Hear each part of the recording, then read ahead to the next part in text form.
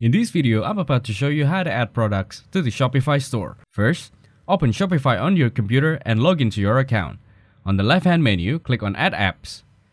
Next, click on Shopify App Store to browse your available apps. In the search bar, type CG Dropping and select the app from the results. Click on Install to add CG Dropping to your Shopify. You'll see another prompt. Click Install again to confirm. Check the authorization box. Then, click on Login and Authorize. This ensures that CG Dropshipping has permission to work with your store. To log in, click the Google icon to continue with a Google account, or you can manually enter your username, email address, and password. If using Google, choose your account and follow the prompts. After logging in, click on Connect My Store and then on Authorize. A new window will open. Click Open and then Authorize once more. Return your Shopify dashboard.